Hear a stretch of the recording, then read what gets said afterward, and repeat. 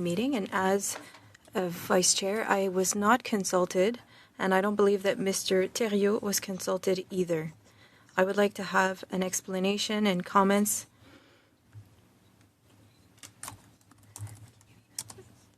The parties were not consulted, and according to Standing Order 106, you should have communicated with us.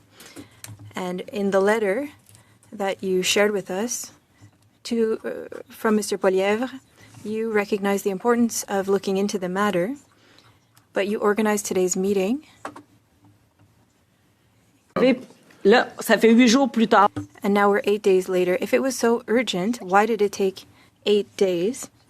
And if it had been the Prime Minister or leader of the second official opposition, would you have acted as urgently? Thank you, Ms. Lapointe. Prerogative, as I mentioned to members of the committee, to call this meeting. I do have the authority to do that given the urgency of this meeting, so I appreciate your point of order. Let me continue with the meeting. Before we continue, I'm going to ask all in-person participants to consult the guidelines written on the cards on the table. These measures are in place to prevent audio and feedback incidents and to protect the health and safety of all participants, including the interpreters. Just a reminder as well that make sure your hand is raised so that I can recognize you. I saw your hand, Mr. Gunn.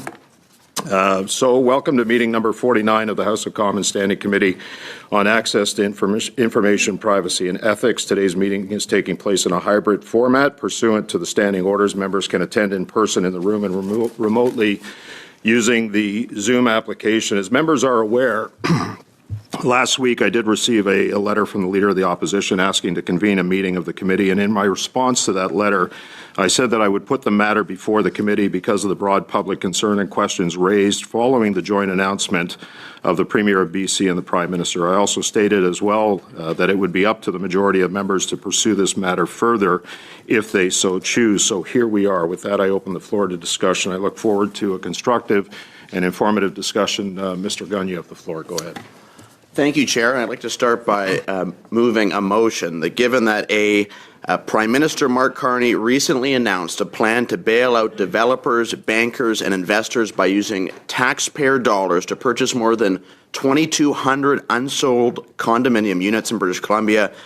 B, this bailout will not make housing more affordable, but will prevent a price correction from taking place, preserving high prices for developers rather than lowering them for British Columbians trying to enter the housing market. C, questions remain about which ministers were lobbied and by whom in the lead up to this announcement. D, questions remain about which developers and lenders will benefit from this bailout, which condo units will be eligible, how prices will be determined, which financing tools will be used. Go ahead, Ms. Jagger, point of order. Good to see you, Chair. Chair, is the motion available in French? It is. It's going to be distributed to the members of the committee by the clerk in both official languages. So you should have it by now. Thank you. Mr. Gunn, if you want to start from the top, go ahead. I will. Thank you, Chair. So the motion again, that given that A, Prime Minister Mark Carney recently announced a plan to bail out developers, bankers, and investors by using taxpayer dollars to purchase more than 2,200 unsold condominium units in British Columbia. B, that this bailout will not make housing more affordable, but will prevent a price correction from taking place, preserving high prices for developers rather than lowering them for British Columbians trying to enter the housing market. Point of order. C. Go ahead on a point of order, Ms. Jagger. Thank you, Chair. I just don't see it in my inbox. I just wanted to see if I'm on the list, and perhaps as a regular member who actually attends this committee, perhaps the new ones have received it. Okay, Madam Clerk, can you confirm that the email has been sent to Ms. Jagger? Yep, personal email. Personal email, Ms. Jagger. And all staff. Thank you. Mr. Gunn, you can start from the top again, please. On a point of order, Mr. Go Chair. ahead, Mr. Mantle, on a point of order. I understand there's an issue with Parleview as well right now. Maybe we could have the clerk investigate that. Okay, I'm going to, is there an issue with Parleview? I'm not watching Parview at the same time I watch the meeting, but I can check. Okay.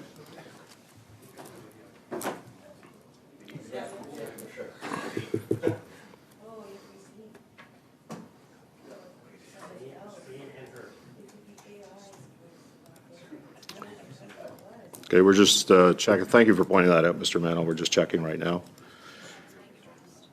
The issue is being addressed. Okay, I'm going to suspend for a minute. Mr. Gunn, we're going to come back to you until we resolve this issue with Parleview.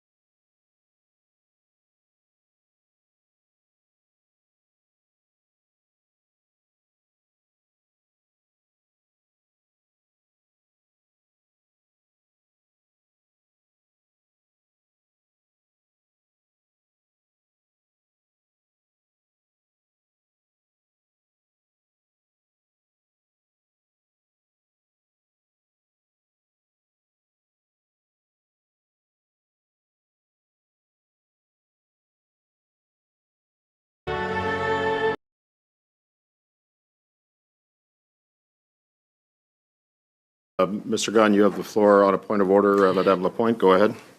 Monsieur le Président, ce que Chair,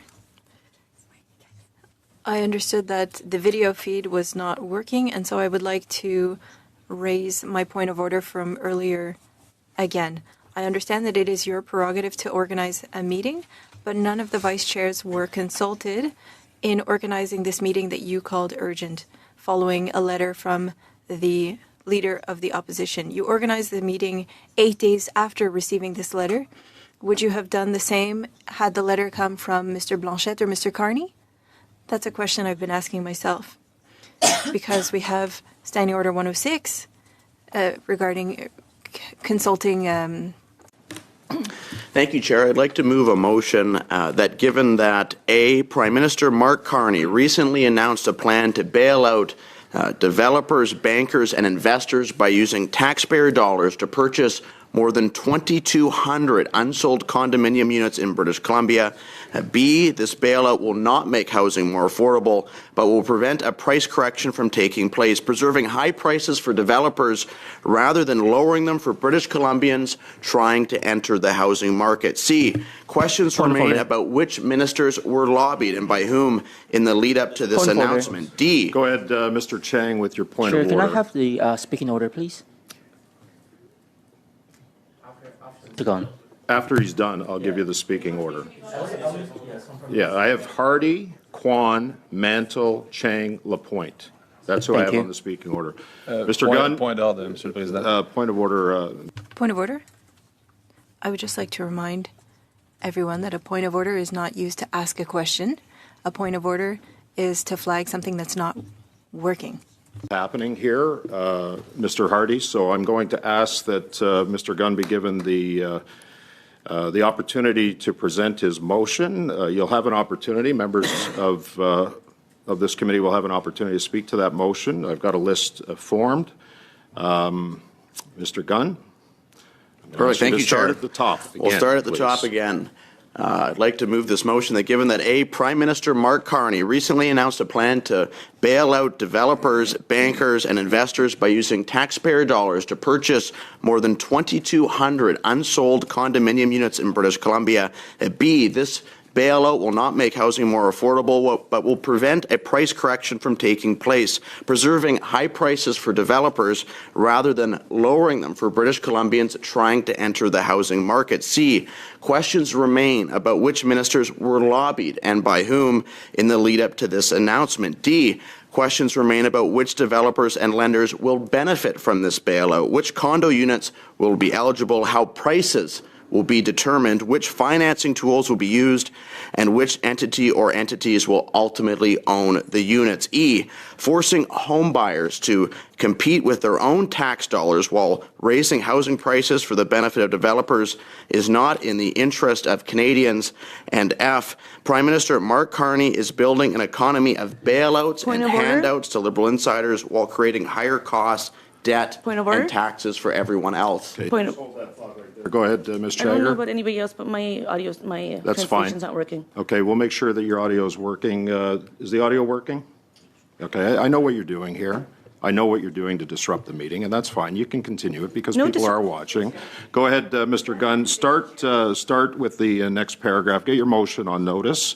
Put it on the floor, and then we'll continue with debate after that. Go ahead, sir. Thank you, Chair. And just to repeat the last sentence, F, Prime Minister Mark Carney is building an economy of bailouts and handouts to Liberal insiders while creating higher costs, debt, and taxes for everyone else. The committee, during the summer adjournment, undertake an urgent study into the Canada-British Columbia partnership on condo conversion, and no fewer than 6 meetings be dedicated to this investigation, and for the purpose of this study, invite the following witnesses to appear. 1, Gregor Robertson, Minister of Housing and Infrastructure. 2, Christine Boyle, Minister of Housing and Municipal Affairs in British Columbia. 3, Ken Sim, Mayor of the City of Vancouver. 4, Build Canada Homes. 5, BC Housing. 6, Bob Rennie, often called Vancouver's Condo King.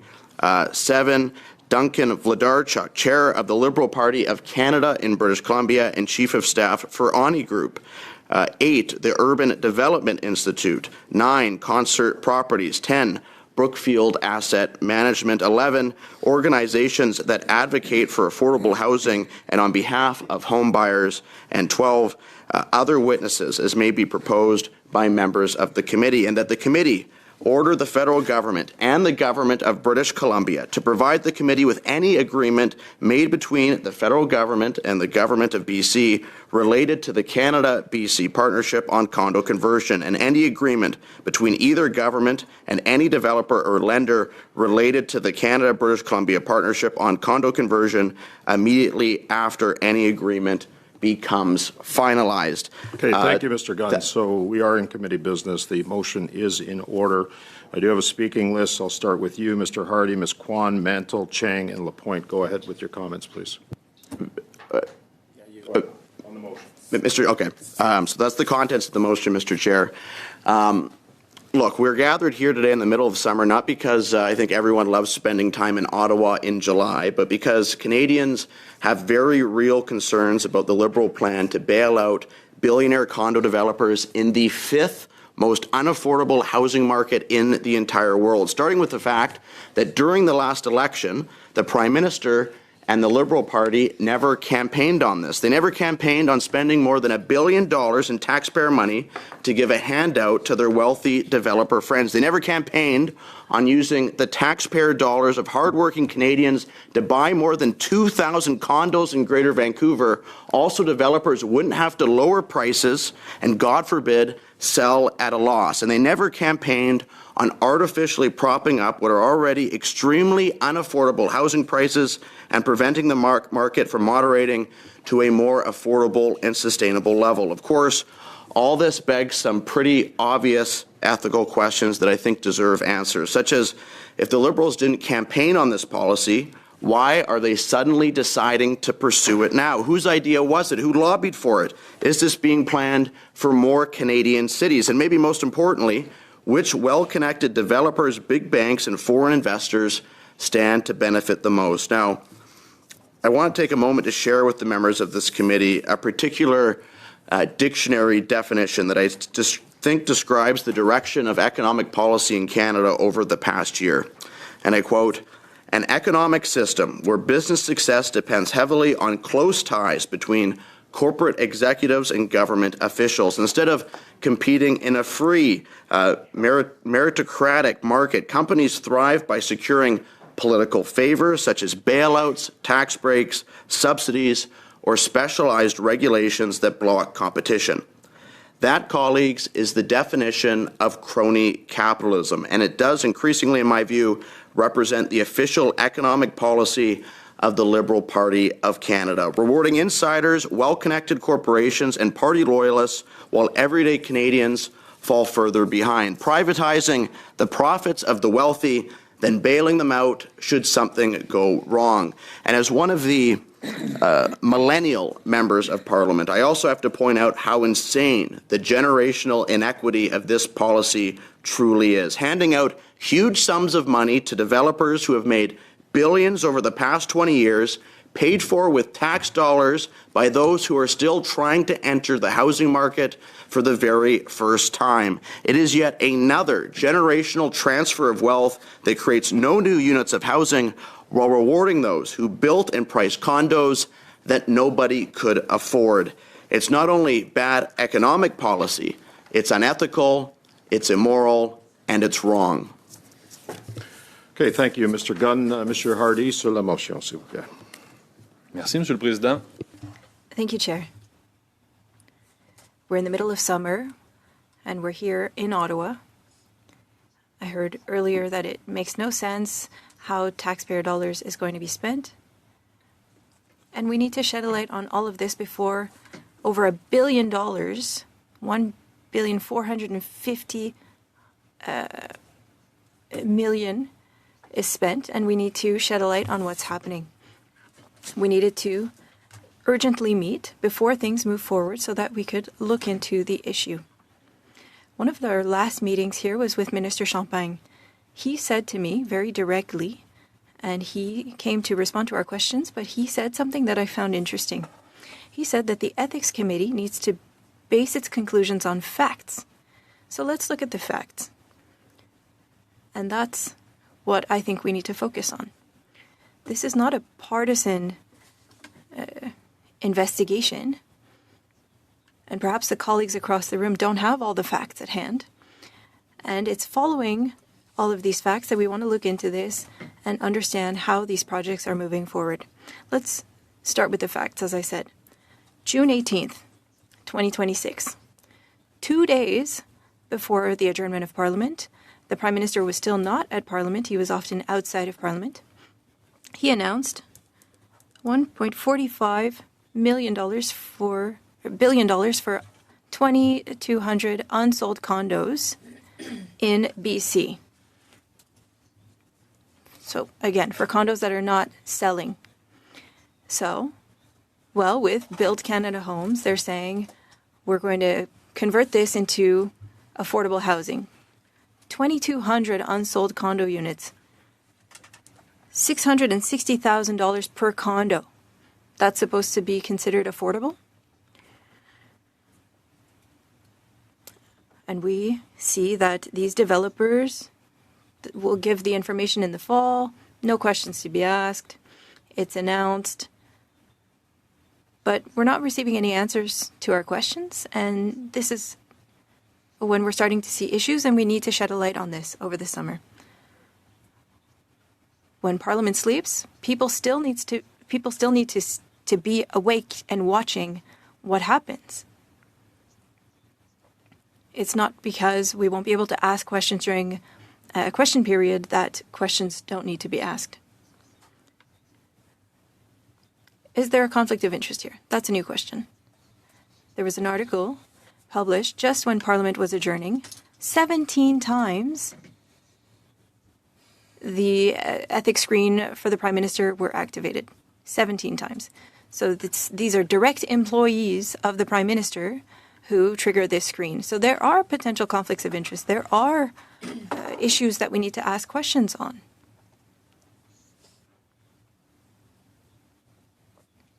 We have shared 8 documents on potential conflicts of interest for the Prime Minister.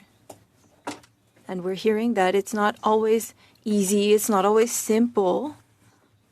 And so for a year, and I've been here for a year, we're seeing that things are shady with the Prime Minister. And it's important that we meet today because the announcement is not as great as it seems. It's suspicious. $660,000 per condo. That's suspicious. So we need to see why we're spending taxpayer dollars in such a way. And I'll continue. The Prime Minister often finds a way to be involved in everything. And I'll give an example. In Mirabel, there was an announcement for planes. 28 days earlier, Brookfield became co-owners of a business that needed planes desperately in Mirabel. The committee hadn't been able to ask questions on that because every time that we table a motion, we're told that we're conspiracy theorists, but there are all sorts of things of this sort happening. And it's legitimate that we ask questions. Brookfield Asset Management is in the list of witnesses that we are requesting because, again, the Prime Minister is always involved in everything. And one might wonder that, is it actually a coincidence that Brookfield is always around? These questions are legitimate and we need to receive answers. And this does not seem to be the intention of my colleagues across the way to answer these questions. They're doing everything that they can so that we don't move forward. And then they accuse us of wasting time and wasting taxpayer dollars. But that's what we've been dealing with for the past year. We were able to work in a certain way before they became a majority. And now, since they have the majority, they are ensuring that these investigations don't happen. So let's look at what we're asking for. Why are we here on July 7th at 11:30? In February 2026, Bob Rennie, the king of condos in BC, organized in his office an evening with Carney. It cost $1,750 to meet Mark Carney, the Prime Minister of Canada. in his office. No journalists. That's often what happens. No journalists, behind closed doors. Don't worry. Our Prime Minister is full of virtue. But 17 main developers were there. And they all have one thing in common.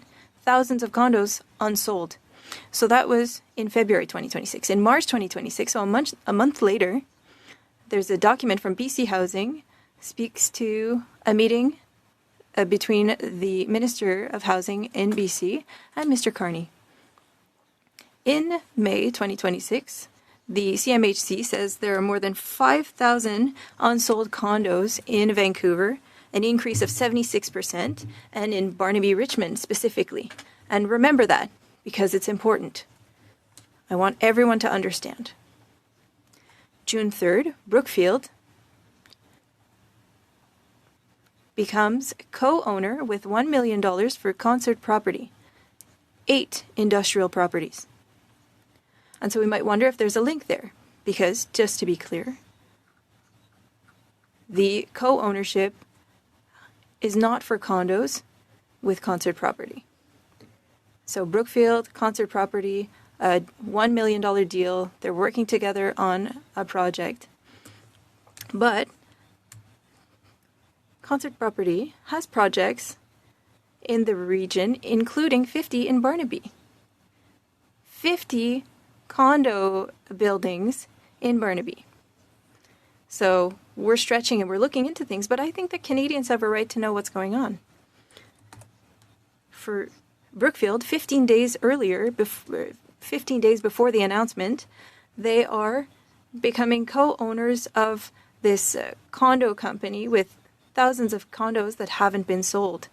And then all of a sudden, there's announcements in cities and sectors that would interest Brookfield and in which Brookfield has made investments. Should we investigate? Yes. It's the goal of our committee to do so.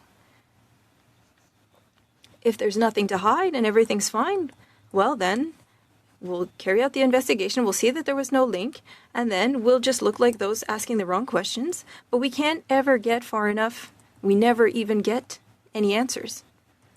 So there's the link between Barnaby and Brookfield. And that's why they were named in the motion. Concert Properties, who created a partnership with Brookfield 15 days before the announcement, will be among the developers from whom the government will be purchasing these condos in the fall. These are just facts. They're not presumptions. They're not accusations. We want to know whether or not they will be among those who will see their condos bought. They've said that it has been said that developers did not request this directly from the Prime Minister, but who did? We want to know how this came about. How did this come about for Mr. Carney? How did you organize all of these meetings with developers who are paying to meet with him, and then you end up with a plan to purchase these condos, and condos from these generous liberal donors, and there's another Brookfield element, and it's up to us to ask questions. We can't be told that we shouldn't. We need to do our work as a committee. We're asking the Liberals to accept that we will hear from witnesses. We will ask the witnesses to explain what happened, and then we'll hear the facts. But we can't even make it there. $659,000 a door. Is that really affordable? I don't know where in Canada $659K is considered affordable, but if for the Liberals paying $659K per door is affordable, there's a problem. I can guarantee that the average Canadian family can't purchase a condo for $659K. Imagine for a house. So if the government is sending a message that that's considered an affordable price, something's not working. Why would you pay over $1 billion with public funds to purchase 2,500 condos? And when we look at the facts, Vancouver is the fifth most expensive area in the world. And there are things that have been done to make the prices go down. If you're a foreign buyer, you're not a Canadian, there's going to be an extra tax. We don't want people from outside the country to purchase these condos, make the prices go up, and not live in them, because then Canadians can't buy them. No Airbnbs. That's finished. We wanted to make the prices go down. Apologies. So, there will be a time where condos aren't selling because of this, and then the market will go down. Supply and demand. Simple. It's not even complicated. At some point, developers that wanted to sell for too much will have a hard time selling.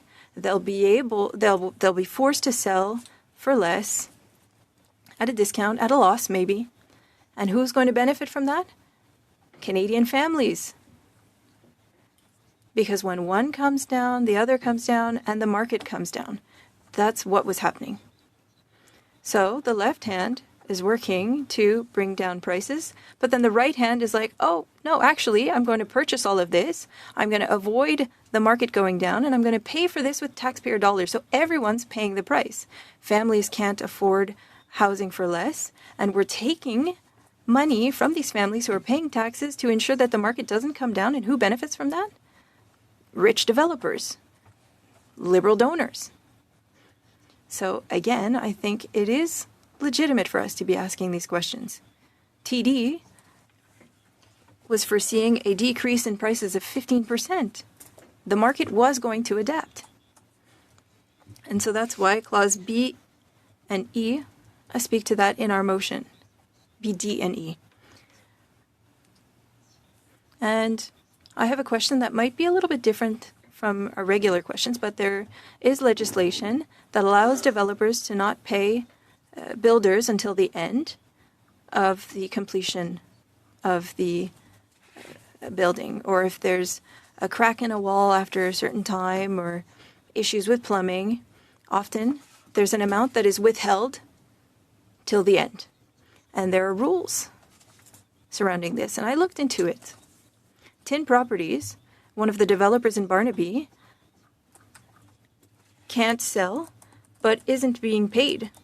95% finished but hasn't been paid. There are contractors that are waiting. $1.7 million. $6,000 for electricity and window workers who also haven't been paid. So there are people who have worked on these condos and businesses who have worked on them, and they still haven't been paid. So when these developers fail, it's the workers who lose out because they're not being paid. But the government thinks it's relevant to spend over $1 billion to help these developers who still haven't paid the workers. And then they're saying that they're doing that for the people. Could they not maybe go from another direction and ensure that people were being paid?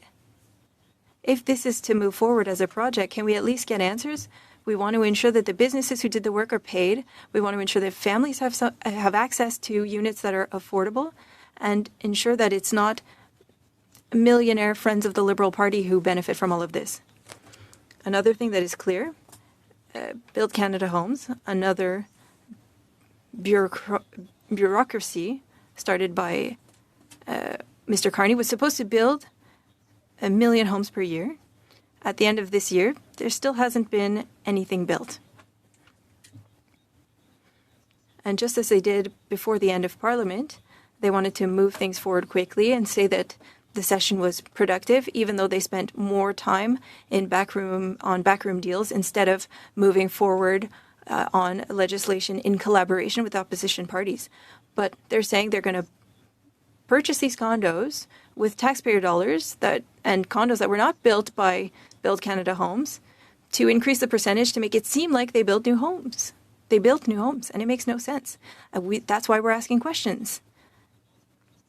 You haven't built a single home. Can we know why? When you find out that things aren't working, you're purchasing these condos with taxpayer dollars? If anything, maybe get rid of Build Canada Homes if it's not relevant. And again, this is why we need to ask questions and have the right people answer them. What I've found shocking since this announcement is that when you have a good idea, you want to be proud of that idea because it's a good idea. But what we're seeing now is a little interesting because the Prime Minister of BC and the Premier of BC and the Prime Minister are saying, well, no, it's not my idea, it's your idea. It was your idea. I think that it shows that things are shady. Because if nobody wants to be responsible for the idea, then they must know that the idea is not that great. So again, I think it is relevant that we want to know who had this idea, and we want people to respond to Canadians, not to us. We're here to ask questions, just to inform Canadians. We want Canadians to have access to information. That's all that we're asking. We're asking for an emergency meeting during the summer because we don't want more money spent on scandals. We want taxpayer dollars to be well spent. We want to stop things before they get too far if it's problematic.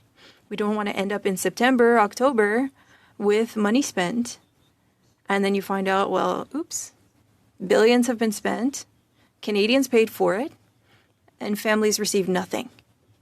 Workers weren't paid. It's only the liberal friends that made money. That's why we're asking questions.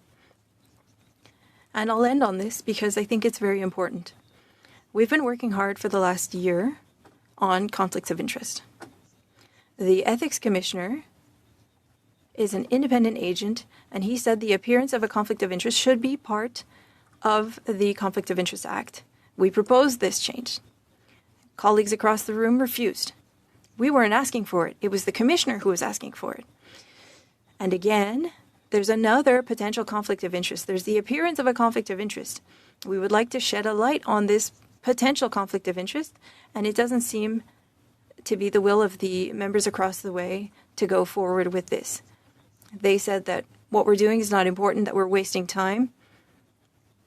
And you're saying that we're here because we want per diems, we want our subway to be paid?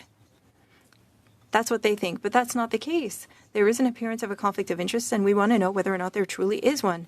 And if there was one with Brookfield, why did the Prime Minister not recuse himself with this announcement? Same for Mirabel. This is why the committee exists. It does not seem to be the will of the members across the room to do this work, but we need to do it.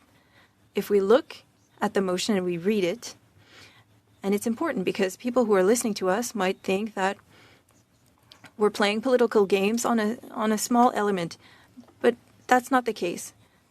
You can read the motion. Everything is in order. We're looking for facts. We're not asking for conservative witnesses. We're asking to hear from Liberal buddies, developers, the Condo King. We want to ask them questions so that they can respond to Canadians. Not to us, to Canadians and Quebecers. That's why we're here today. And I hope that my colleagues, after hearing all of this, will agree that Canadians deserve answers. I think that Quebecers deserve answers. And then we would have shed a light on this whole matter, and then we'll move on to another study from the Ethics Committee that looks into moments where there are potential issues with ethics. Thank you, Mr. Hardy. Ms. Kwan. Committee and invite you to participate in this debate. On the motion, please go ahead. Thank you very much, Mr. Chair. I appreciate the opportunity to add the NDP's perspective on this condo conversion developers bailout scheme. Fundamental to today's discussion is about whether public housing dollars are being used to serve Canadians struggling with housing affordability or to protect private interests from market losses. Canadians are facing the worst housing affordability crisis in generations. Renters are struggling. First-time home buyers are locked out of the market. Homelessness continues to rise. Nonprofit housing providers, cooperatives, Indigenous housing organizations, and municipalities all are calling for sustained investments in affordable housing. Yet, the government's response is to use public funds to purchase unsold condominium units from developers. While the federal and BC governments continue to speak about creating pathways to affordable home ownership, yet their decision to purchase existing distressed condominium units raises important questions about whether their public policy is addressing the root causes of housing unaffordability. The Carney government's rollout of affordable housing policies is fundamentally flawed in its design from the outset. In fact, virtually every announcement to date betrays Carney's election promise of, quote, build big, build bold, build now. Make no mistake, this latest announcement of the condo conversion is a massive bailout for developers, even though the Prime Minister wants to pass it off as affordable housing. No one is buying it. And the truth is, the Prime Minister betrayed himself when he admitted as much at the announcement, where he said developers, quote, are stuck and they do not want to sell at a loss, but they also can't afford to hold the empty units indefinitely. He sounds like a board member from Brookfield Asset Management rather than a prime minister when he uses his inside voice out loud. This comes just months after shovel-ready project proposals by nonprofits were stopped in their tracks by the BC government. I don't agree with my conservative colleagues very often, but this scheme has major problems and it does not pass the public smell test. Every dollar spent on buying existing private inventory is a dollar not spent constructing new social housing, co-op housing, supportive housing, Indigenous housing, or nonprofit housing. This is particularly grating when affordable housing providers have shovel-ready projects waiting for funding in BC. Canadians deserve to know how and why this option was chosen. In the final week of the sitting of the House, the Liberals wielded their hammer and forced closure on Bill C-26, the legislation that approved the spending authorities. At the time, I voiced my concerns that there is no affordability criteria, no measurable outcomes, no clear accountability mechanisms.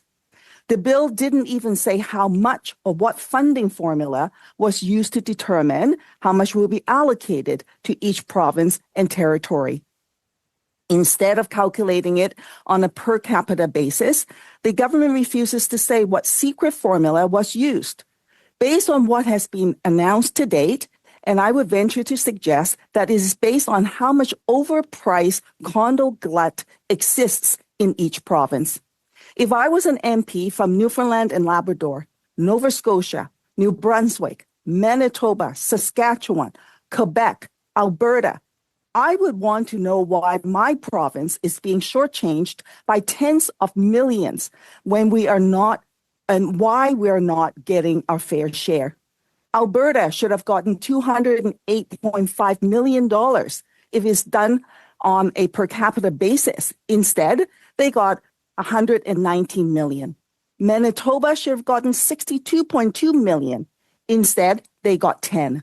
Saskatchewan should have gotten $52.3 million. Instead, they got 10.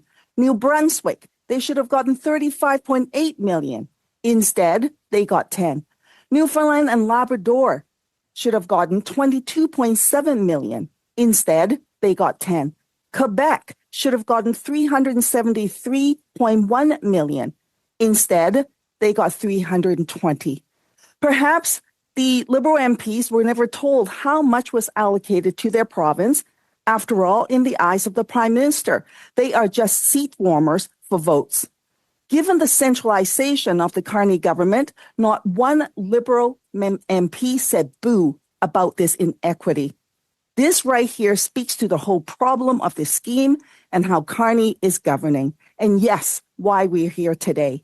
Bill C-26 is a piece of legislation that authorized the expenditure of $1.713 billion of public funds, and it contained no meaningful safeguards, no measurable outcome, no affordability requirements, and no clear accountability mechanisms. It is not a plan to support home ownership for first-time buyers. Rather, it is an investment banker's plan, and at the heart of this condo conversion bailout program are the interests of investors and financial institutions. That is precisely why there is a housing affordability crisis in Canada. For years, ordinary people saw housing prices soar as developers, speculators, and foreign investors rake in huge profits. Renters were rental and demo evicted. First-time home buyers were priced out of the market. Seniors were forced to leave the communities they helped build. The Liberals and Conservatives' mantra that the market will eventually solve the affordability crisis has been a colossal failure. Decades later, working families, renters, seniors, and young people are still being priced out of their communities. In the face of an affordable housing crisis, the glut of overpriced condos can't find buyers, and governments rush to step in with billions of taxpayers' money to bail developers out. Developers took risks during a period of speculation and soaring prices. Taxpayers should not be expected to absorb those risks when the market bottoms out. The federal and provincial governments should be prioritizing investments in permanently affordable public, co-op, and nonprofit housing. There are alternative approaches that deserve greater attention. For years, New Democrats have called for housing policies that treat housing as a human right, homes first and not as investment vehicles. We have called for action on speculation. We have called for measures to discourage excessive investor activity in residential real estate. The NDP wants to end special tax treatment for housing profiteers, such as real estate investment trusts, and to change tax policies that currently favor large institutional ownership of residential real estate. We want to see action to discourage speculative accumulation of multiple investment properties, measures such as progressively higher down payment requirements for the purchase of additional residential properties beyond their primary home, as it is done in other countries, including Singapore. These types of reforms prioritizes the treatment of housing as a primary home and discourage housing profiteering and create a level playing field for first-time home buyers. Canadians deserve a housing strategy that addresses the causes of unaffordability, not just the symptoms, and they deserve answers. Why are governments using public funds to purchase existing condominium units rather than focusing those resources on increasing overall affordable housing supply? Did the government compare the cost of condo acquisitions with the cost of constructing new social or co-op housing? How many units could be created through new construction or partnerships with nonprofit housing providers for the same concept and level of public investment? Why are shovel-ready nonprofit housing projects not receiving equivalent priority? How will the government determine which developers' overpriced condo glut will be the chosen ones for this bailout?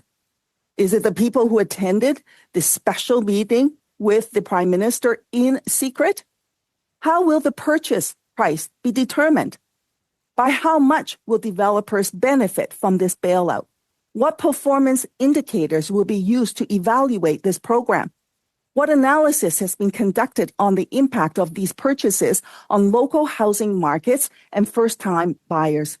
According to the Premier, most of these units will be out of the Metro Vancouver region. What is the government's plan to deal with an affordability crisis in one of the most expensive and populous part of the province, Vancouver? Why has the government prioritized purchasing unsold private inventory rather than pursuing stronger measures to reduce speculative demand? Why did the government eliminate the underused housing tax? Why has the government not committed to extending the foreign buyer ban? What measures is the government pursuing to discourage excessive investor activity in residential real estate? Why were there no affordability and accountability requirements in Bill C-26? Officials said housing market conditions data was used to formulate the allocation of the funds to provinces and territories. will the government publicly disclose the data used? How can the government justify per capita inequity in funding for Saskatchewan, for Manitoba, for Quebec, for Newfoundland and Labrador, for Alberta, and so on? How can Parliament assess value for money without clear benchmarks? And how will the government remedy this lack of oversight? Will the government commit to ensuring that the Parliamentary Budget Office has the opportunity to conduct an independent analysis of this proposal? Instead of negotiating one-off deals to absorb unsold, overpriced condo inventory, government should be building a new generation of public, cooperative, and nonprofit housing at wartime scale that the Prime Minister actually campaigned on during the last election. Mr. Chair, it is critical that a study be initiated, answers be found for Canadians, and it is a critical task that parliamentarians get to the bottom of this. Was there shady business behind this deal and how this came about? Who is to benefit? And how is it actually really going to benefit everyday Canadians in an affordable housing crisis? Finally, Mr. Chair, I would say this. While I support the motion put forward, I would suggest that other witnesses, such as Jill Aki from the BC Nonprofit Housing Association, Andy Yan from SFU, Susan Tatouche from the Vancouver Aboriginal Friendship Center Society, people from the nonprofit sector, people who actually have been working hard to build nonprofit housing, to address the affordability housing crisis to the table. They deserve a seat at this table on this conversation and for answers to be sought. We all do. Canadians deserve answers from this government for us to get to the bottom of this situation and to ensure that there is accountability for the government going forward. Thank you so much, Mr. Chair. Okay, thank you, Ms. Kwan. I'll just note as well, the last part of your comments there, you talked about having other organizations. Part of the motion is that organizations that advocate for affordable housing and on behalf of home buyers and other witnesses as may be proposed by members of the committee. So it's in the motion, not specifically named, but I just wanted you to be aware of that. Mr. Mantle, then followed by Mr. Chang, Madame Lapointe, et Mr. Thériault. Je crois que ton main. I think that I saw your hand raised. Please. Thank you, Mr. Chair. I'm pleased to be here this morning to debate what is, in my view, actually a very simple motion, straightforward, to have this committee, the Ethics Committee, review the recently announced Canada-BC partnership on condo conversion, or what has more colloquially become known as the Condo Bailout. Now, this motion would request that individuals who are involved with the bailout to appear before this committee, including the Minister of Housing, Gregor Robertson, and the Build Canada Homes bureaucracy, of course. And it also requests the federal and provincial governments to provide the committee with written documentation and agreements with respect to the condo bailout. Two things that are squarely within the mandate of committees to send for people and for papers to get answers for Canadians. And that's why this study is necessary. We need some transparency in this condo bailout. We need answers to some basic questions. And at the top of that list is who benefits, Mr. Speaker, Mr. Chair, who benefits? In other words, who asked for this bailout? Which condo units, which buildings will be bought? What prices will be paid? Who will be eligible to buy or rent these condos? And beyond just the mechanics of the bailout itself, the proposal from the Liberal government raises some very real ethical considerations respecting the close relationship between the Minister of Housing, the Prime Minister on the one hand, and Liberal donors and developers on the other. And Mr. Chair, just a note on your prerogative, because I heard some criticism earlier, and I'm sure we might hear some more from our Liberal colleagues. But of course, the standing orders empower you as a chair to call a meeting, and I'm always pleased to see committee chairs doing their job. which is chairing meetings, calling committee meetings to investigate matters within the committee's purview. In contrast, we've seen Liberal chairs cancel meetings. So it's ironic to hear criticism that we would have a meeting as parliamentarians to discuss an issue of importance to Canadians, while seeing Liberal chairs on the other side cancel meetings because they don't want to do their job. Now, I won't say it's all Liberal chairs. There are some Liberal chairs that are admirable. I think of Mrs. Scrow, who has not cancelled a meeting out of for any untoward reason. And so chairs like that and yourself should be commended for doing their job, not criticized for it. Now, I'd ask my Liberal members to help me make sense of this, because this whole bailout just doesn't make any sense to me. Mark Carney used to take the advice of his banker mentor, Bob Hurst, who said that, quote, if something doesn't make sense, it doesn't make sense. And if it doesn't make sense, he said you should run, because you should never buy simply on trust. But today, the Prime Minister is asking us to accept this bailout on trust. And that doesn't make any sense. In a normal functioning market, excess supply of unsold condos would typically lead to one or both of the following. First, price reductions to clear that supply. So developers would lower their asking price until that price and demand matches supply. That's economics 101, supply and demand. Young Canadians at that point would be able to purchase those condos at the new lower equilibrium price. And as an MP from a generation who has been consistently shut out of the market for the last 10 years, it's insane to me to see a program that would continue to shut out my colleagues and friends in this generation. Now, second, if developers simply refuse to lower their prices, and we know that's what they've told the Prime Minister, because they said they don't want to sell at a loss. The Prime Minister said they're stuck. He wants to help them out. Now, if they don't want to lower their prices, the costs to carry those units remain. And so they might face the losses of that, distressed sales, bankruptcies. So banks or new buyers would acquire those units at discounted prices in distress. And the losses in those cases would be borne by the party that took the risk. But instead, the plan that we have been presented with is to use taxpayer dollars to socialize those losses while developers avoid the full consequences of their actions. So maybe they can help me make sense of that. What also doesn't make sense, Mr. Chair, is this desperate letter that was sent by the Minister of Housing last night, I think at 10:30 or later p.m. last night, to the members of this committee, trying desperately, clearly, to give members of the Liberal Party the cover they need. Sorry, Mr. Mannel, the letter was actually received this morning. This morning, okay, Just so you're aware. Excellent.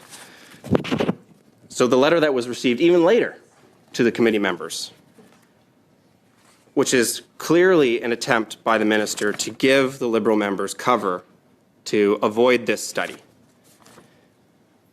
But this letter provides no new information, provides no new explanations, and restates some of the unpersuasive arguments that the government has previously made.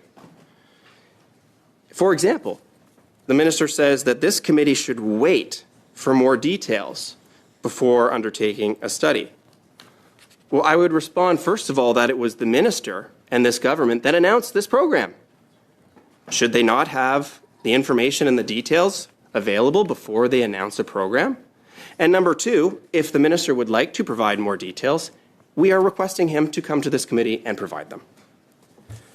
Now, second, he says the intent of the program is to purchase at below, quote, market rates. Well, that's a little vague, because we've heard both discussion of costs, purchasing at costs, and purchasing at market. And those are two very different things. So I'd like to know what the cost of those units was and what the market rate the government is proposing to pay for them. And if there's any delta between those two. Again, the minister could come and explain that. And he rehashes and trots out this analogy which is unfortunately extremely inapt. That when you buy something on liquidation, you don't say to yourself, I'm supporting a bailout for the store. Now, that isn't an apt analogy because we're not at liquidation. If we wanted to buy on liquidation, the government would let these go into distress or let the banks and the developers absorb those losses and then buy them at an even reduced price. In fact, what they're doing is preventing the liquidation sale at the cost and expense of the taxpayer and at the cost and the expense of the next generation of homebuyers. And lastly, the minister tries to address our concern and this committee's concern about who was lobbied for this program. And he says, quote, that neither himself nor the Prime Minister were, quote, directly lobbied. That's interesting language, directly lobbied. So were they indirectly lobbied? Were their staff, instead of them, directly lobbied? Maybe we'll see that in disclosures when those are in the future published. And maybe we won't, and that will raise further questions. Now, this study matters because we are in one of the worst times in a generation for young Canadians to buy a home. The average salary no longer buys the average home nearly anywhere in Canada, let alone in places like Vancouver or Toronto.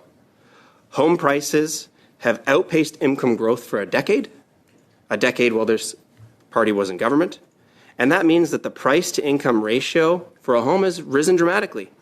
And the age of first-time home buyers is higher than it has ever been, about 36 nationally, about 40 in Toronto, and 46 in Vancouver.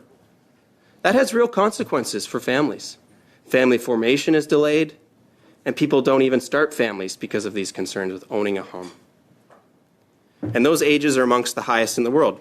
And even if you scrape your way into the market, mortgage payments today are eating up a larger and larger share of your income, over 50% of income. We call that being house poor.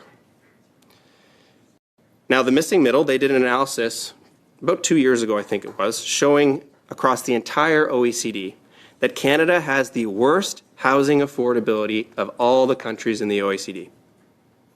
And the sad part is that Canada is actually unique because they looked at other countries where affordability has improved or not deteriorated at the same rate as in Canada.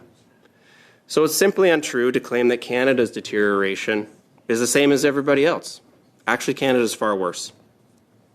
And this condo bailout changes nothing for those Canadians seeking to enter the market. If anything, it makes it worse by preventing the natural correction in one of the most expensive housing markets in the world. Mr. Chair, let me end by recounting a brief story in the Prime Minister's own words from his own book. When, during his time at the Bank of Canada, he spoke with banks and financiers in the financial crisis who were exposed to their own mess. And he had some thoughts for them, which I think are apt today. So I'm going to read 2 paragraphs from his book on values, and I hope he will remember these values in considering this bailout.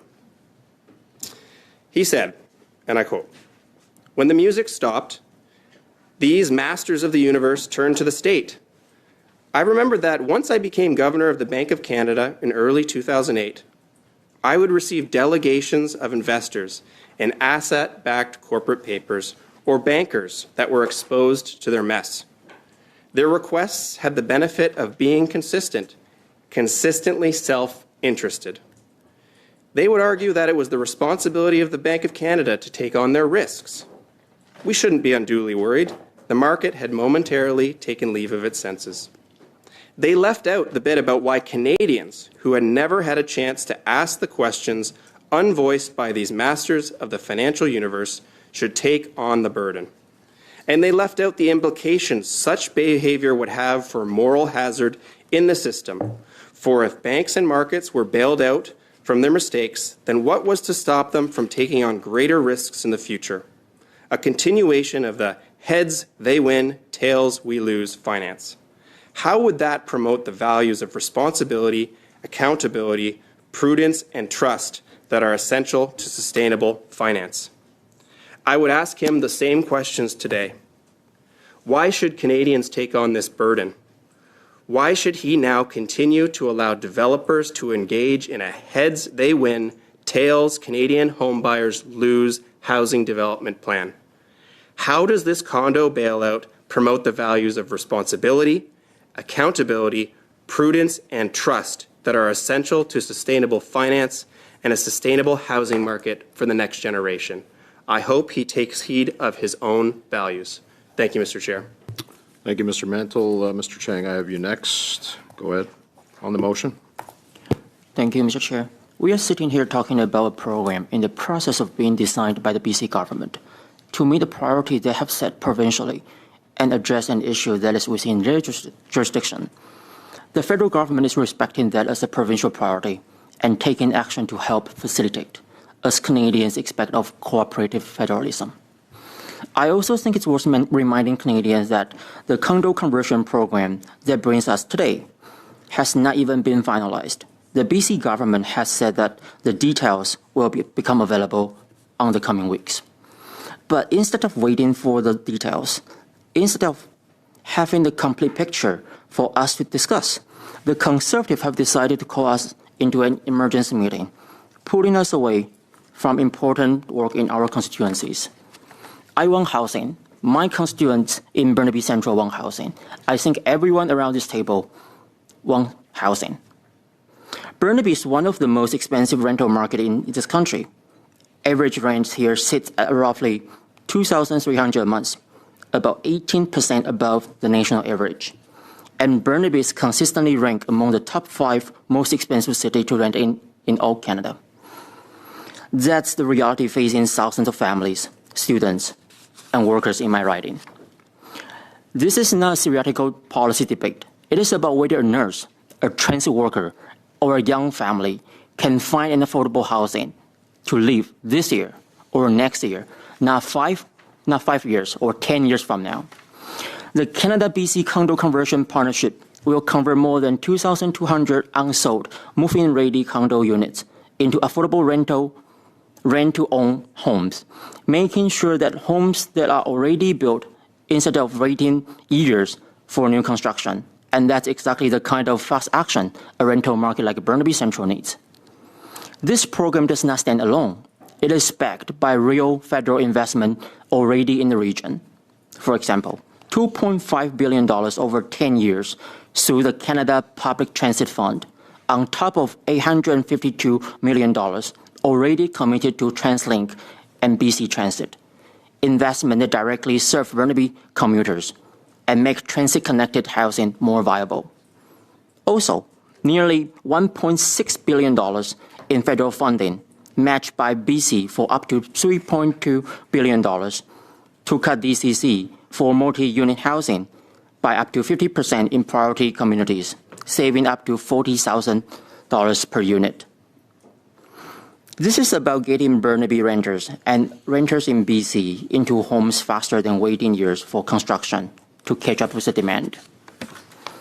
Chair, at the end of the day, this committee has a choice. Spend more time debating speculation instead of solutions, or spend it getting families into homes. I know what my constituents in Burnaby Central expect from me and this committee, and it is not a political theater. Finally, to be very, very clear, the units will be acquired below market rate to be converted into affordable housing. Secondly, the overall contribution of the Government of Canada through the Build Canada Homes will be approximately $150 million, not billions. And finally, through a rent-to-own program, units will support home ownership for people that otherwise would not have been able to own a home. Let's get to work. Thank you, Mr. Chair. Okay, thank you, Mr. Chang. Madame Lapointe. Merci beaucoup, Monsieur le Président. Je voudrais commencer. Thank you, Chair. I would like to start by congratulating our colleague Richard Martel, who was named to the Senate today. It's great news. So I wanted to flag that, and I also wanted to welcome Mr. Luc Thériault, who is online today, and he's back for the first time since his operation. On the motion now, I would like to rectify some of the things stated by Mr. Hardy. We're not talking about billions of dollars. We're talking about an agreement between the federal government and BC on housing, $150 million. It's not the same amount that you stated earlier. This is an agreement with the province, and if you remember correctly, Mr. Hardy, the $10 billion that would allow the province to spend that funding according to its priorities. It's provincial jurisdiction. I would also like to correct something that was said by Mr. Mantle. Ms. Gros did not cancel any meetings, but on June 18th here, our meeting was canceled at the last minute, the very last minute. The House adjourned at 3:30, and we found out at 3:25 that our meeting here was canceled. That was a serious lack of respect. So, if I want to come back to remarks made on the motion, I'm disappointed that the Conservatives chose to ignore our usual schedule and that they organized this meeting without any consultation of vice chairs, and I am one of those vice chairs. Apparently, this committee serves the leader of the official opposition. There were no discussions with members regarding the details of this meeting. And don't worry, I'll always be present for a meeting unless I have a family obligation that keeps me from participating. We heard about the meeting at the last minute. We heard information through social media. There are baseless accusations being made here. We're speaking about a program that is currently being worked on by the government of BC in order to respond to one of its provincial priorities. It's of provincial jurisdiction. This is a funding agreement between the federal government and the provincial government. Point of order. Apologies, Ms. Lapointe. Mr. Hardy, I just wanted us to clarify, because you're saying that you're clarifying facts, but when the Premier of BC says that it's coming from the federal government, we'd have to come back to that. That's debate, Mr. Hardy. Madame Lapointe.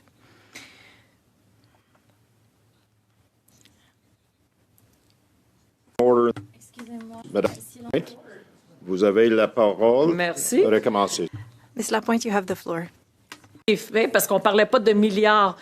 I wanted to rectify. We're not talking about billions. We're talking about 150 million and 220 units. Because you're saying that people are always listening to us and they need to be hearing the facts. So, the federal government respects the provincial priority. I'm sure that Mr. Thériault agrees. And the government is taking measures in order to act in a way that Canadians would expect. I think that we need to remind Canadians that the condo conversion program that we're speaking about today still has not been finalized. The government of BC indicated that details would be available in the coming weeks, so we don't have the details yet. But instead of waiting for these details, instead of waiting for all of the information so that we can discuss it, the Conservatives decided to force a meeting, force an emergency meeting, taking us away from our responsibilities in our ridings, because when the House is sitting, there are things that we can't do in our ridings. But now we're here in Ottawa. And as I said, I'll always be here in Ottawa when I'm needed. I worked hard to be elected in Rivière-des-Mille-Îles, and I will continue to do the work that I have been asked to do. I am convinced that this is another fishing expedition seeking to share disinformation on the proposal. It's clear. They are trying to get information because they want people to misunderstand the situation. They have been repeating false statements. They have already received clarification from the government of BC. There's a letter from Minister Robinson. We've all received it. It explains everything. In the letter to the committee, he states clearly that these condos are being purchased at a lower rate. The federal contribution is a modest part of the program, $150 million from Build Canada Homes.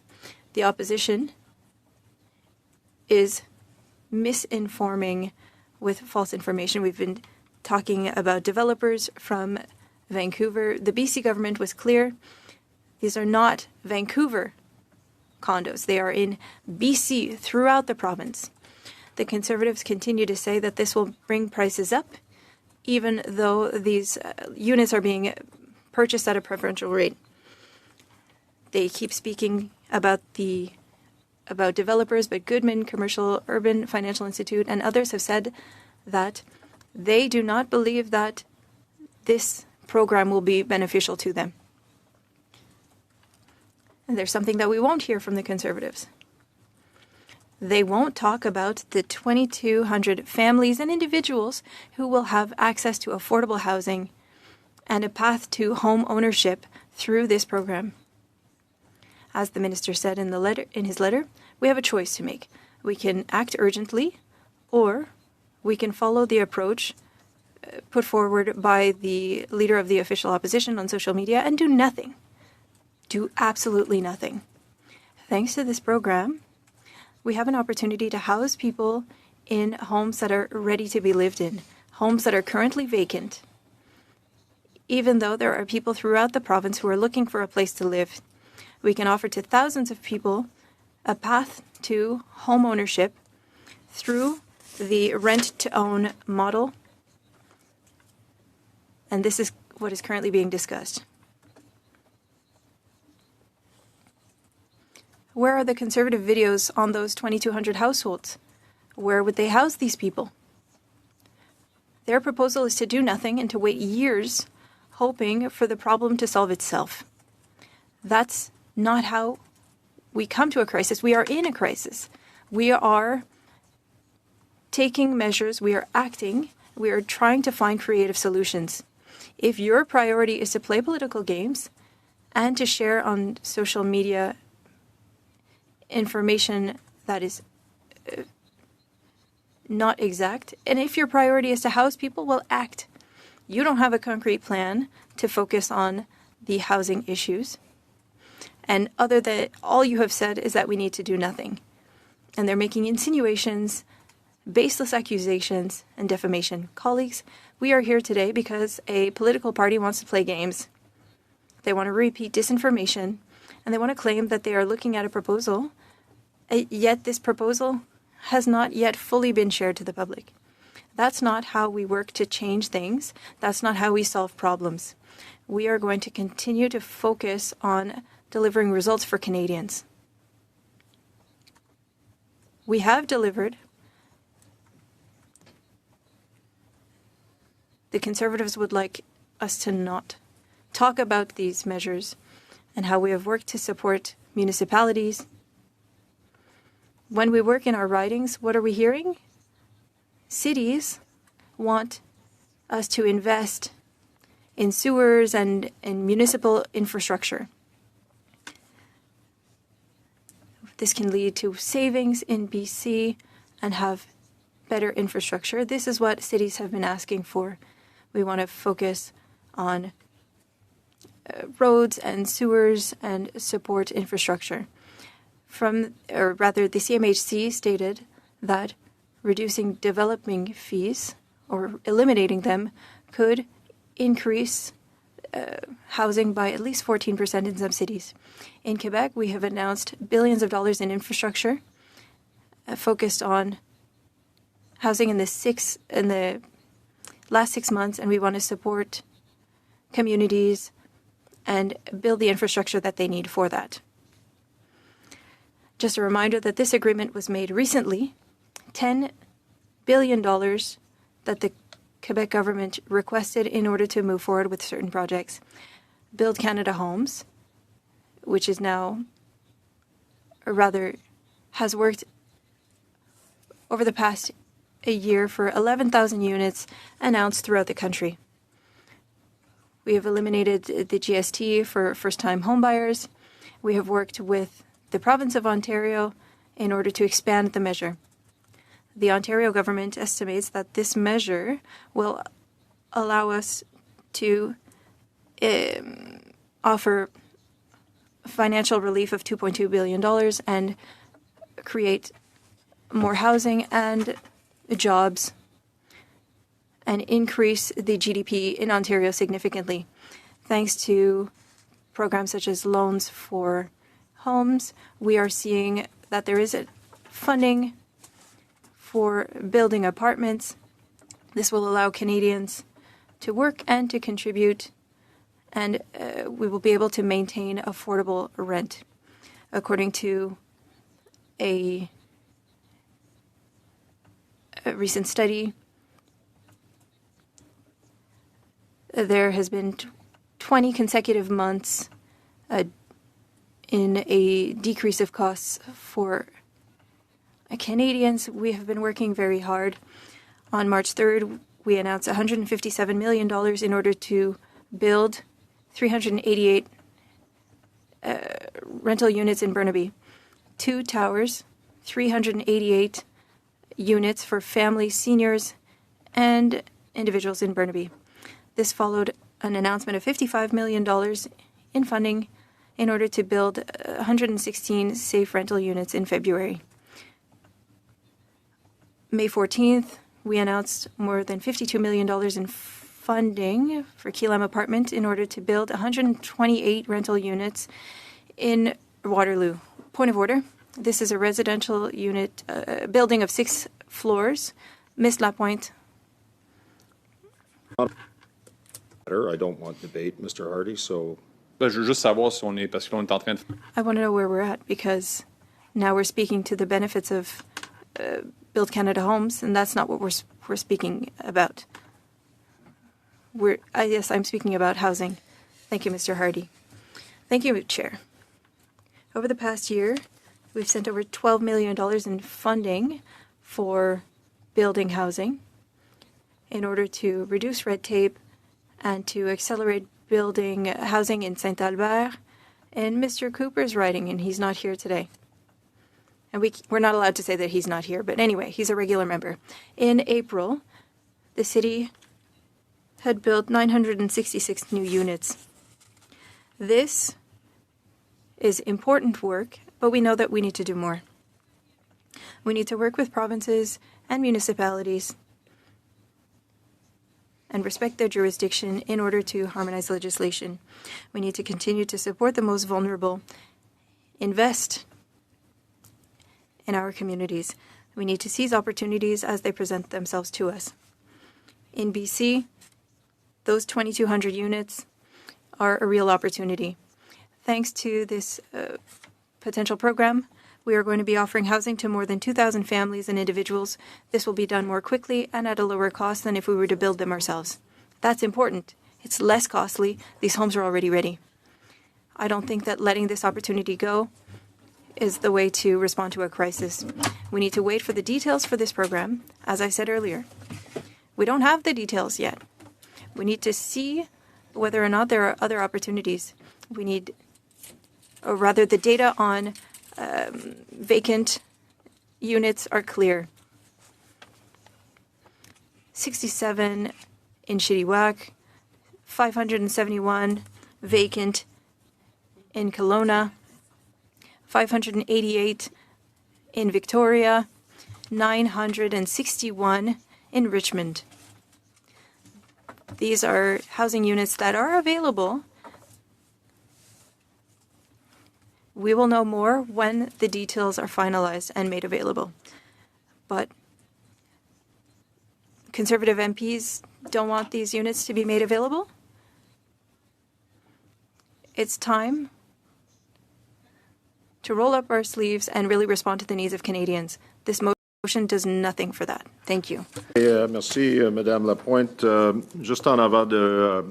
Thank you, Ms. Lapointe. Just before we move on to Mr. Thériault, I'm going to suspend for a few minutes so that we can have a quick break for members and for staff. For a couple of minutes, just for a break.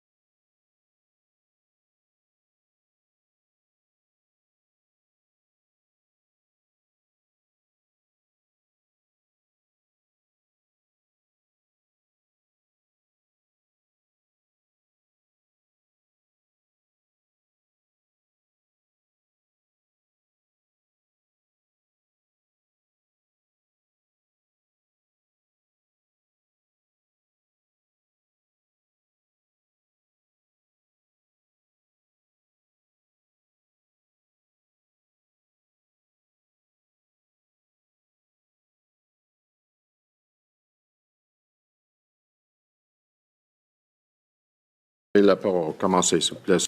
Mr. Thériault, the floor is yours on the motion. Thank you, Chair. Hello, everyone, and it's good to see you all again. Chair,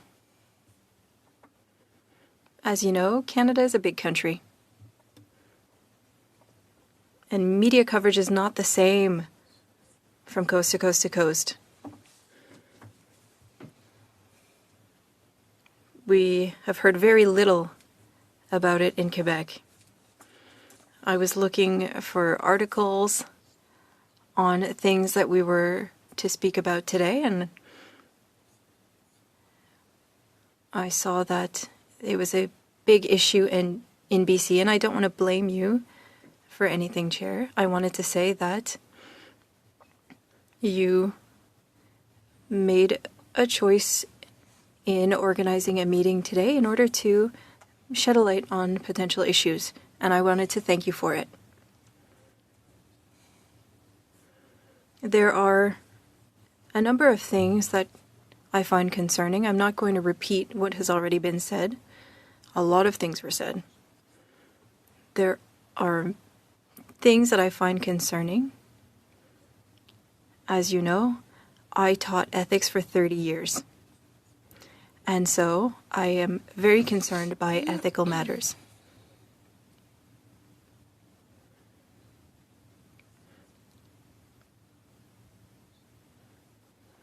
I always try to look at a situation and I try not to play political games with ethics. Politics and ethics go hand in hand. We want to focus on what should be done, and we need politics to move things forward. But today we don't have all of the information at hand in order to respond to all of the questions that have been asked.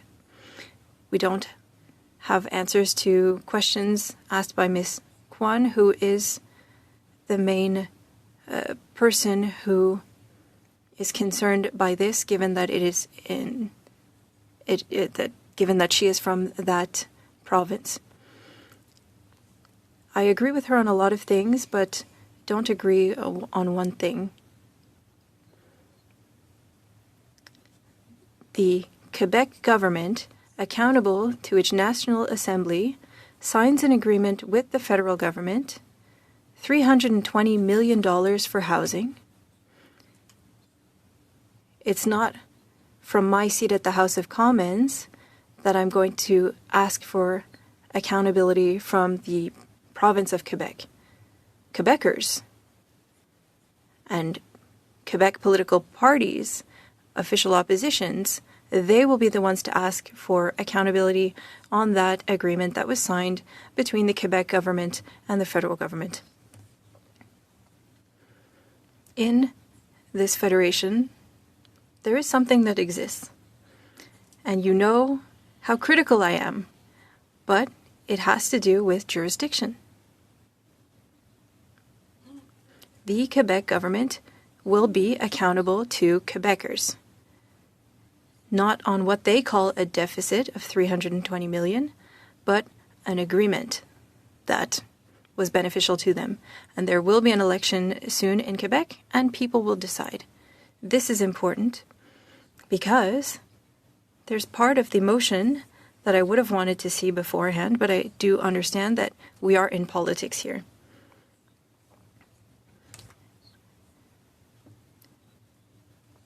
A friend told me that it was on the Conservative website before it was even shared with colleagues here.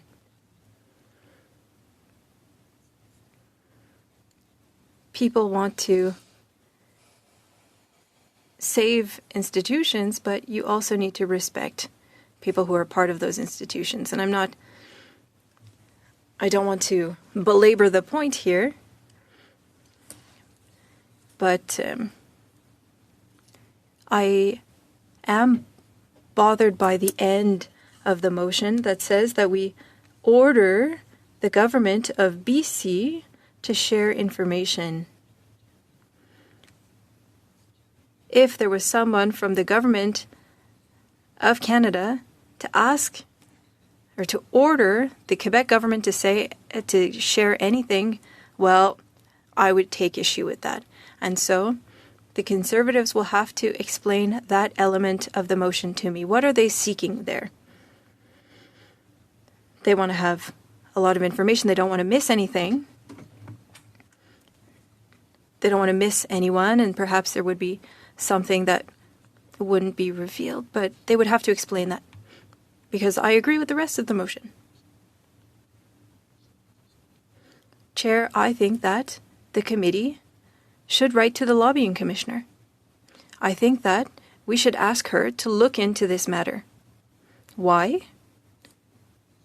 Because when I looked at articles being written throughout Canada on this matter, I realized that there's some networking here.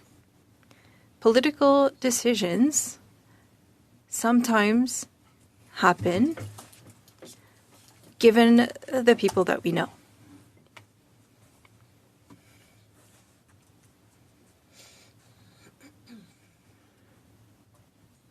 Often, there's a culture of things done in private.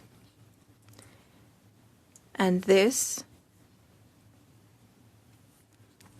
can be problematic. And so there are people here in the private sector that networked, that met at different times, and all of a sudden there's a quick solution that works for everyone. We're supposed to trust these people, but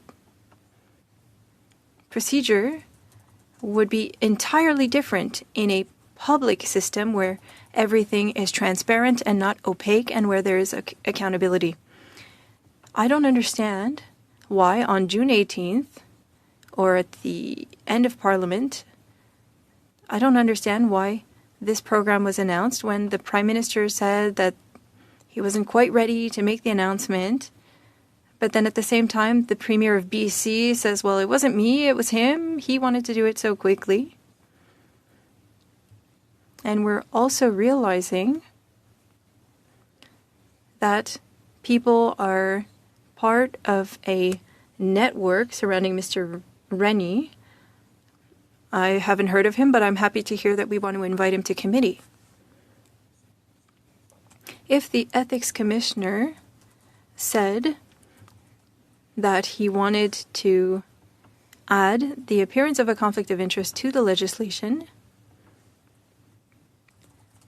we would also need to see what the influence was by Bob Rennie. He hosted a private event for Prime Minister Carney in February 2026. He organized an evening with the Prime Minister. In Quebec, the Quebec government was sanctioned quite heavily because they were asking for $100 per ticket to participate in an event. And that's the limit in Quebec. And that was to meet with Minister XYZ. And there was a sanction, and the Quebec government stopped that kind of funding for a year after that. And yet, here in Ottawa, there's someone who's at the heart of the issue of condos, and we'll see eventually what his role is. He organized this event with people who would want or have reasons to pay $1,700 to meet with Mark Carney. Then you have the housing minister. He was the mayor of Vancouver. And Rennie, that Mr. Rennie, has organized activities that cost $25,000 to participate. David Eby, Premier, who's meeting with Mr. Rennie in March 2026, and then in June, there's an announcement made.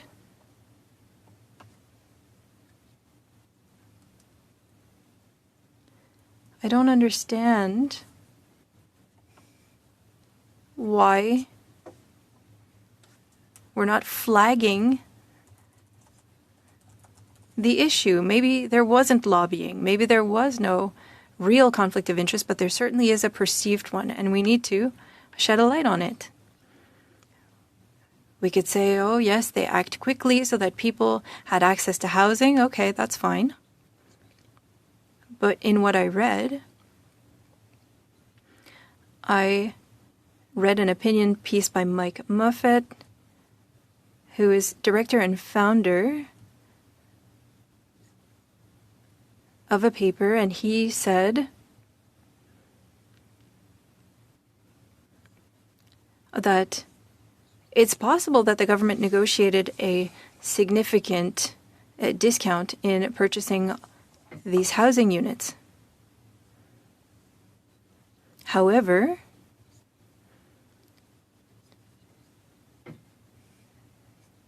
they might not be able to negotiate properly. The government should have these at 40 cents per dollar. So $1 million condo at $400,000, not $600,000.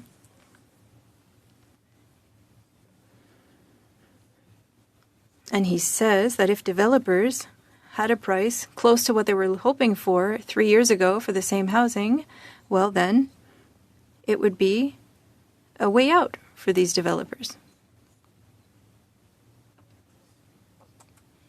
We can't take a position on this.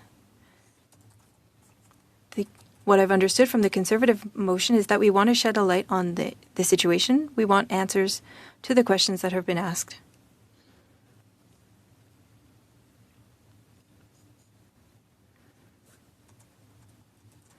Perhaps for Prime Minister Carney, it's clear-cut. This private culture is a good thing.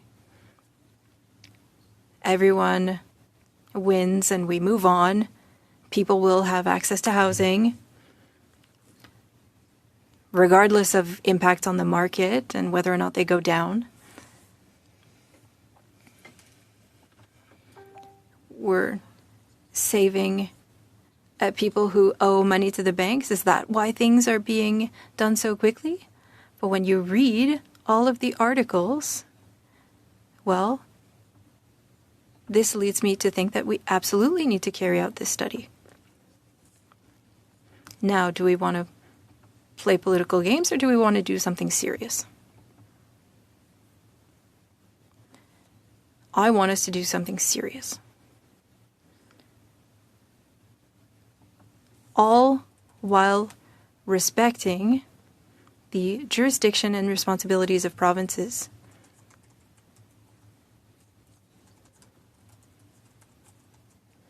I'm not sure how we could reword the end of the motion to reflect that. Because for the rest of the motion, I would like for us to look at all of those elements. The lobbying commissioner needs to investigate. The ethics commissioner has to work within the confines of the current legislation. The last time we heard from him, he said it. Nobody asked him to explain the last time he said it.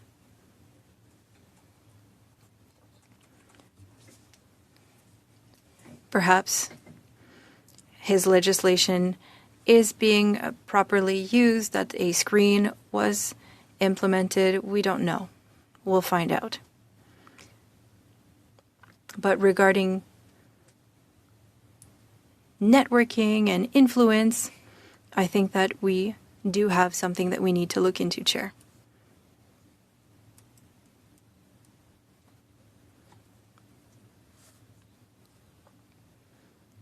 Should we undertake this motion as of today,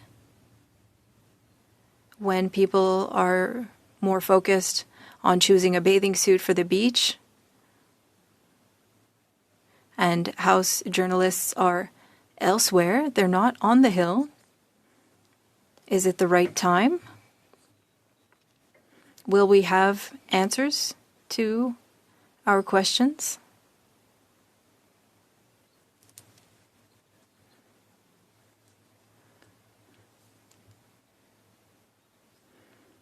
when will they be ready to make clear and specific announcements regarding the conditions of the program?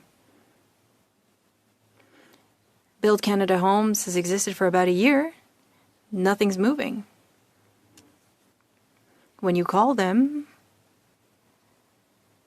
you don't receive a lot of information, and they're still in the development stage of who they are.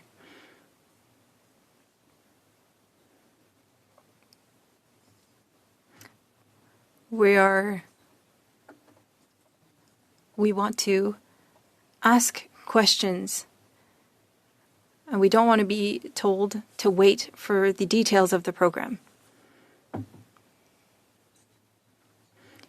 There's no information in the announcement. There's no deadline, nothing. Why the announcement was made so quickly, I don't know. But my question is the summer break the right time to organize committee meetings? Will we receive the attention that we need?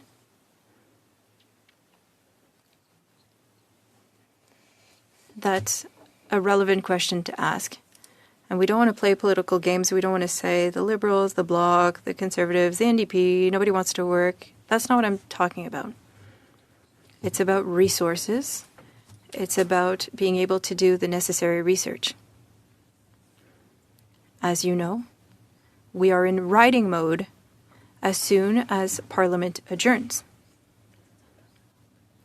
And so this requires different logistics. We have two worlds. We have the parliamentary world as MPs, and we have the riding world. These are two parallel worlds that need to work together, and depending on the time of year, one takes priority over the other.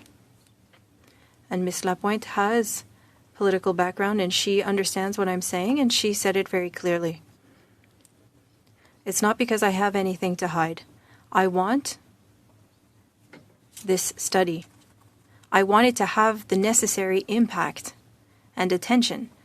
And I don't know how many people are currently paying attention to this. I don't know how many journalists are following this. How many are listening to the deliberations?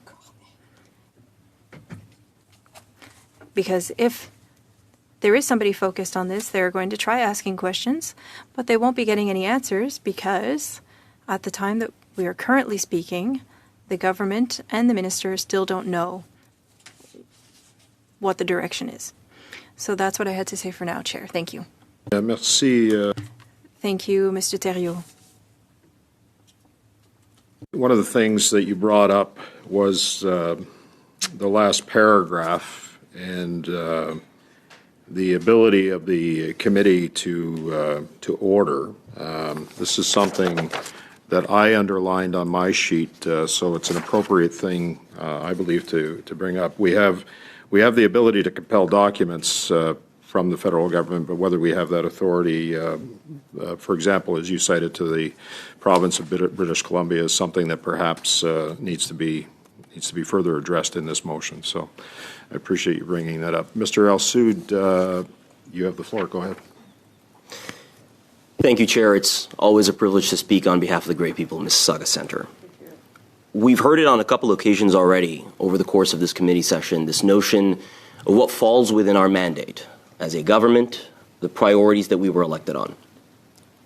And it seems that there's doubt around this table what that is, and so I will remind people that when we were knocking on doors a year and some months ago, what we heard every day at those doors was from young people who wanted to enter the housing market, families looking to grow and upsize in their homes, seniors looking to downsize.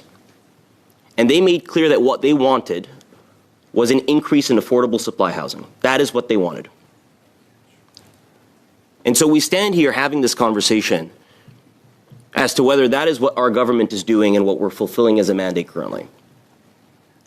Simultaneously, what's put forward, and I say this for the interest of Canadians watching us at home right now, the government of British Columbia is proposing to purchase 2,200 units at below market value so they can effectively repurpose them into affordable housing in a rent-to-own model. To be crystal clear, we would be, the government of British Columbia would be purchasing 2,200 homes, turning them into affordable units. And that is what we're having the conversation on in this specific context. And the Conservatives, for some reason, are opposed to that idea. The Conservatives are opposed to the idea of introducing 2,200 affordable homes into the market. I heard earlier a comment made by a certain member that it changes nothing, that the 2,200 homes change nothing. You know, I fundamentally disagree with that notion. 2,200 homes changes a lot for 2,200 families. 2,200 homes changes a lot for young people looking to enter the market. It changes a lot for growing families looking for property, and it changes a lot for seniors looking to downsize. It is not an insignificant supply of affordable housing. Now, of course, these facts don't matter as much to our Conservative colleagues. The Minister writes to the Chair, provides a relatively comprehensive response to many of the questions that we got today, and they say that it's not enough. They claim that billions are being spent. I've heard 6 numbers over the course of the past hour and a half as to what the total amount spent was. I've heard $1 billion, I've heard $3 billion, I've heard $300 million. The truth of the matter is, as was outlined in the response, is $150 million of federal taxpayer dollars going towards creating 2,200 affordable units. Mr. Thériault said it perfectly. We don't get to dictate how the provinces spend their money. Our job as a government is to work in partnership with them, to deliver on a mutual mandate, and that is what we're doing. The mandate that we both have is affordable housing. Those are the only 2 words that matter in this specific context. Affordable housing for young Canadians looking to enter the market, affordable housing for growing families, affordable housing for seniors. 2,200 units. To Mr. Thériault's point, I wholeheartedly agree with him on this. We don't currently have enough information to debate this in good faith. And I choose the words good faith earnestly here. To quote Mr. Thériault, is the summer adjournment the best time to do this? For most members of Parliament, the summer is the greatest possible opportunity to re-engage constituents, to spend time with the people who've elected us, who send us to Ottawa.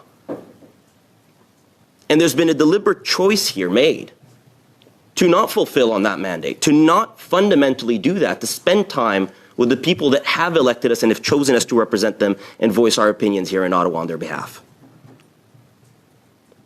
Canadians are intelligent, and they will make their own minds up through the facts. And that is exactly how it should be. With that, Chair, I move to adjourn debate. Okay, so a motion to adjourn debate has been moved by Mr. Al-Soud. It's a dilatory motion. It's non-debatable. I'm assuming that we don't have consensus, so I'm going to call on the clerk to call the vote. Madam Clerk. Question is, shall the debate be adjourned? Mr. Al-Soud. Oui. Ms. Jagger. Mr. Chang. Oui. Monsieur Gay. Oui. Madame Lapointe. Oui. Mr. Gunn. No. Mr. Mantle. No. Monsieur Hardy. Pour la transparence, non. Monsieur Thériault. Non. Yeas 5 pour 5, nays 4 contre 4. Okay, so the motion to adjourn debate has been accepted. Mr. Al-Soud, I see your hand. Thank you, Chair. What's also become abundantly clear to me is that this committee's mandate, time and again, has been sidecast. Point of order, Mr. Chair. Got a point of order here. Sorry, Sorry, Mr. Sood, was that a point of order that you were making It there? was not a point of order. Well, not a point of order? There's not a matter for debate before the committee at the moment, so Yeah, I'm not sure. I don't this know is what you're appropriate. debating. I'd like to sir. put a motion on notice. Motion on notice? Yes, Okay. sir. So I'm you can moving put the, a motion on you can notice. put the motion on notice. I'm moving the motion on notice. Go ahead, sir. We're still under committee business. And I'd like to provide additional context with your permission. As So to why don't you how move this the motion's coming motion and then provide additional context, Happy to. if you don't mind. Thank you. about. That, Point of order. yeah. Go ahead, point of order. C'est juste une clarification. Just for clarification, once my colleague took the floor, do we come back to the previous speaking list? Because he didn't say it was for a motion, because I have things to say. You're moving the Oui, mais motion. il n'a pas dit ça au début. Il a commencé à parler. But that's not what he said. He just started to speak. We've had this situation happen Mais je veux before. juste dire une chose. Quand je parle au chair, j'ai pas besoin. When I speak to the chair, I don't need you to speak to me. Please stop speaking. I'm trying to ask a question to the chair. Hardy, let Mr. Hardy go through the chair. I don't need any distractions Non, on c'est this ça. side. Go ahead, Mr. Hardy. Je veux juste bien comprendre parce que bon. I just want to understand.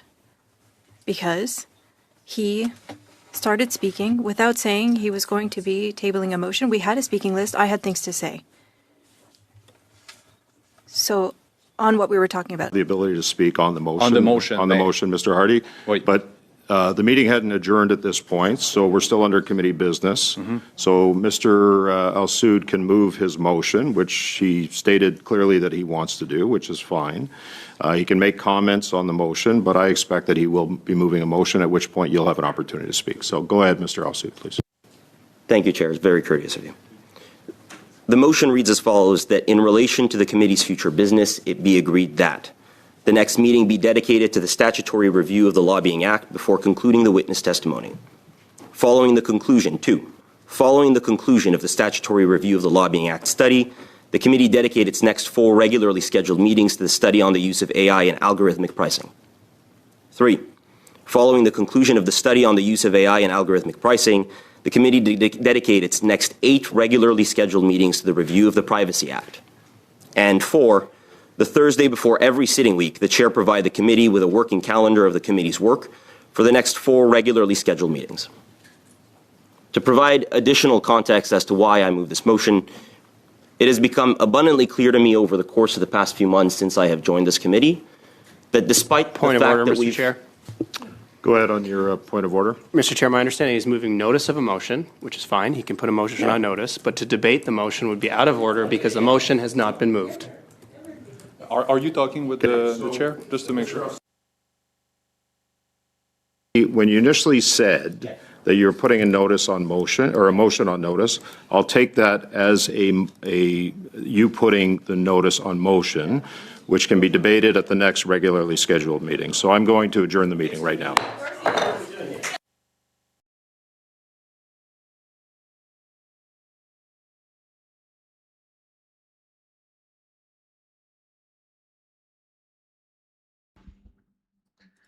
Okay, that's it for that. I'm surprised it even lasted the whole 2 hours. I was kind of expecting Liberals to just adjourn right away. So at least we got something out of it. But yeah, I don't know if we'll get anything else for the rest of the summer. We'll see. I'll always keep an eye out for it, but yeah.